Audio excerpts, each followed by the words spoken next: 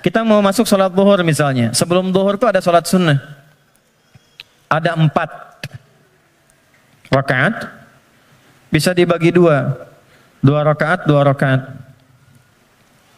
Kalau nggak sempat waktunya untuk 4, bisa 2. Hadis Ibnu Umar. Sebelum asar ada 4 rakaat. Rahimallahu mra'an shalla qabla al-'asri arba'an. Misal salat mutlak. Malam misalnya ada tahajud. Kita ingin coba bangun tahajud. Nggak usah yang tinggi-tinggi dulu. 2 rakaat aja dulu.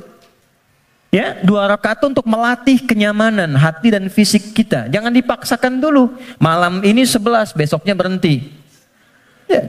Dan nggak usah panjang-panjang dulu. Saya selalu mengatakan kalau pengen tahajud dimulai, maka mulai dengan 2 rakaat tahajud, 1 witir. Ya, dan gunakan surah paling favorit yang bisa kita ucapkan, kita bisa bacakan. 3 kul kan? Dari wajahnya tuh kelihatan. Rakaat pertama, qul a'udzu birabbil falaq, al-falaq. Ya kan? Antum kan nggak jauh dari Al-Asr, An-Nasr, Al-Kautsar, Al-Falaq, An-Nas, Al-Ikhlas. Pada ikhlas semua tuh. An-Nas. Tutup witir dengan 1 rakaat, Al-Ikhlas. Ikhlas. Saking ikhlasnya cuma 1 gitu ya. Oke. Oke. Coba dulu itu. Sampai jiwa kita merasa bosan, nyaman jiwanya. Tapi kan kita mulai merasa bosan, masa ini terus? Besok kan jadi naik kan? Jadi 4, terus tambah ad-duha, al-insyirah. Lama-lama menikmati. Nah, ketika menikmati itu yang disebut dengan halawatul iman, nikmatnya beriman. Sudah pengen pindah surat. Kalau para penghafal Quran tuh adik-adik RKM biasanya murajaah. Al-Baqarah, Ali Imran, An-Nisa, biasa. Tapi kalau sudah paham esensi tahajud, yang dibaca itu kadang, kalau sudah mengerti, surat yang sesuai dengan kebutuhannya. Itu tingkat tertingginya. Misal, sedang ada persoalan yang berat ke jiwa.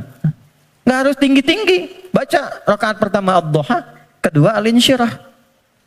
Kita nggak harus tinggi-tinggi. Dan kita merasakan itu. Pengen membangun hubungan baik dengan Allah, pengen taubat gitu kan, pengen mendekat, pengen jadi ahli surga, baca surat Az-Zumar misalnya. Pengen husnul khatimah, bacakan surah Al-Fajr misalnya. Ya, kan di penghujung ayatnya, ayat 27 sampai dengan ayat 30. Ya kan? Sampai terasa kenikmatannya. Itu yang dimaksud dengan wa yuqimunas shalah, dan tunaikan dengan khusyuk, dengan merasakan itu. Ya. Ini poinnya. Jadi, mengerjakan amalan takwa pertama dengan menunaikan sholat, itu bisa mencegah nafsu. Supaya tidak liar. Tidak keluar fahsyah, tidak keluar mungkar. Kalau sudah yang buruknya ditekan, maka muncul lawannya yang baik. Nafsu ditekan, takwanya naik. Manusia kan cuma begitu. Ya, yang keluar di lisan itu kan cuma 2. Kalau bukan kata-kata baik, kata-kata buruk kan. Kalau buruknya nggak ada, baiknya keluar. Kalau pulsa kebaikannya banyak, dia yang keluar. Tapi kalau buruknya banyak, baiknya kosong, buruknya naik, baiknya tertekan. Itu aja. Itu yang dimaksud al-imanu yazidu wa yantaqis. Yazidu bitta'ah, yantaqis bil maksiat. Kalau bermaksiat, naik buruknya. Kalau bertaat, naik baiknya. Ini konfirmasi awal. Maka nafsu dengan sholat bisa ditekan, maksiat bisa dihilangkan, sekat bisa dibuka. Dibukalah sekatnya. Ini. Pelan-pelan. Makanya demi Allah saya katakan ya. Sejahat-jahatnya kejahatan yang pernah diperbuat oleh penjahat. Sejahat-jahatnya kejahatan yang pernah diperbuat oleh penjahat. Itu akan sirna dan tuntas dengan menunaikan sholat yang benar ditunaikan. Karena itu hal pertama yang dilakukan oleh orang-orang yang ingin membuka lembaran hidupnya dan dia bangun hubungan baik. Demi Allah saya katakan, sholat, larinya ke masjid. Dan lihat apa yang terjadi. Yang pertama Allah berikan bukan dunianya dulu teman-teman. Bukan dunia. Anda punya masalah, terlilit utang piutang dan sebagainya. Bukan dilunasi utangnya dulu. Tapi ditenangkan dulu hatinya. Nanti dari situ bisa membaca esensi kehidupan. Kemana sebetulnya hidup saya ini? Diajari nanti oleh Allah. Pola hidupmu salah selama ini. Makanya terjebak begini. Apa belum tiba waktunya kau menjadi orang yang baik? Apa enggak lihat orang-orang dulu yang pernah dulu begini, lebih buruk dari kamu, sekarang dia bisa jadi orang baik. Maka ditampakkan kisah si fulan, si fulan, si fulan. Enggak sengaja lihat YouTube, keluarnya malah sesuai dengan apa yang kita butuhkan. Dibuka. Nanti setelah sadar, keluar air mata tuh. Tenang, lapang, tiba-tiba ada orang datang di samping. Yang sudah lama enggak kita kenal tuh. Kata orang teman lama, bro, kamu kemana aja? Lama. Apa pekerjaan sekarang? Cerita, ngobrol, udah ikut saya aja. Pelan-pelan ikut berubah, masalah selesai tanpa terasa. Ada yang sedang tobat, sujud.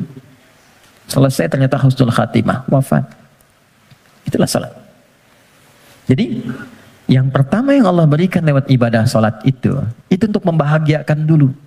Kebahagiaan yang dirasakan setelah tuntas mengurai satu persoalan itu disebut falah namanya. Falah, karena itulah panggilan salat disandingkan dengan panggilan falah. Dengarkan suara muazin yang nyaring berkumandang itu. Hayya 'alas shalah. Setelah itu apa? Hayya 'alal falah. Itu kalau kita memahami makna falah dengan pendekatan ini, demi Allah saya katakan, tidak ada yang paling indah kecuali kebahagiaan ketika mendengar suara muadzin itu. Itu yang menjadikan sahabat Ali bin Abi Thalib sudah gemetar ketika mendengar suara adzan. Allahu Akbar, Allahu Akbar. Sudah nangis beliau. Saking ingatnya kasih sayang Allah. Tiba panggilan yang saat didengar oleh gunung. Kalau paham gunung itu mengerti bisa hancur saking merasakan nikmatnya dari Allah. Karena saat itu ada amalan yang kalau dosa bisa diampuni, permintaan dikabulkan, masalah diselesaikan. Salat. Kalau paham dengan ini, gak ada orang meninggalkan salat. Yang ada pengen salat terus. Pengen salat, pengen salat, pengen salat.